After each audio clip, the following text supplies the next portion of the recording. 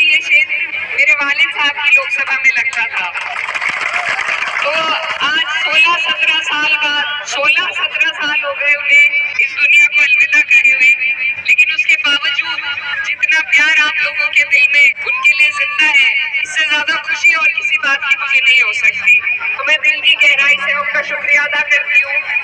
और जब भी मैं कैराना में बैठती हूँ हर जुमेरात को, तो बड़ी तादाद में मुजफ्फरनगर से लोग वहाँ आते हैं जिनका कोई काम नहीं होता, न मैं उनको कर सकती हूँ कुछ काम, लेकिन सिर्फ ये जो प्यार और मोहब्बत का रिश्ता है जिसकी नींव मेरे वालिद साहब और आपने मिलकर रखी थी, सिर्फ उसी की बुनियाद पे बहुत से लोग यहाँ से चलकर आते हैं। तो मैं उनका भी दिल से धन्यवाद देना चाहती हूँ।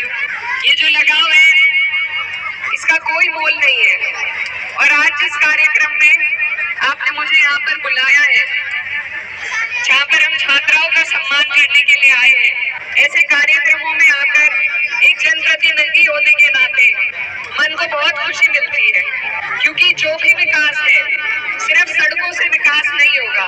जब तक हमारे बच्चे और उनका मुस्तकबिल हम नहीं संवारेंगे तब तक हमारा विकास पूरा नहीं हो पाएगा। तो जरूर सड़कें भी जरूरी है, बिजली भी जरूरी है, पानी भी जरूरी है, लेकिन सबसे ज्यादा अगर कुछ जरूरी है तो वो तालीम है, शिक्षा है।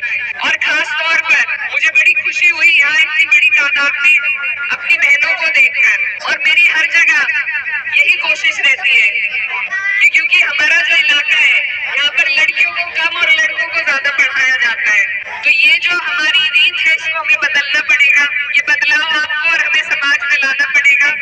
और इसमें शोभान भाई जैसे जागरूक लोग जिस तरीके का काम समाज में कर रहे हैं उससे बहुत फायदा हमारा होगा। तो ऐसे लोगों के लिए एक बार मेरी आपसे गुजारिश है कि तालियों के साथ इनका धन्यवाद हम सबको करना चाहिए। और अगर तालीम पे ध्यान नहीं देंगे तो चाहे कितनी भी सड़कें और हाईवे निकल जाए हम पिछड़े के पिछड़े रह जाएंगे।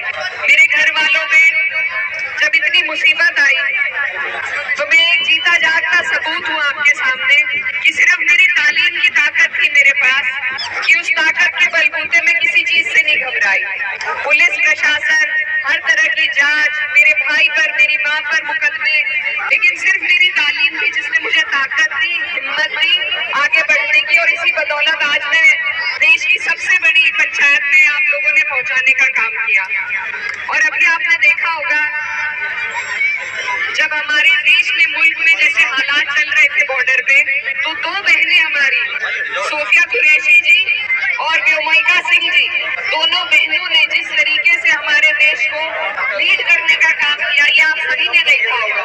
तो इसीलिए मैं बस आप सबको ये कहना चाहती हूँ कि ये फर्क नहीं पड़ता कि हम किस गांव से आए हैं, किस छोटी जगह से आए हैं, अगर हमारी सारी बहनें जो यहाँ खड़ी हैं ईमानदारी के साथ मेहनत करें, आगे बढ़े, और जितने भी घर के लोग उनके यहाँ पर मौजूद हैं वो अगर उनको सहारा दें, आगे बढ़ाने का काम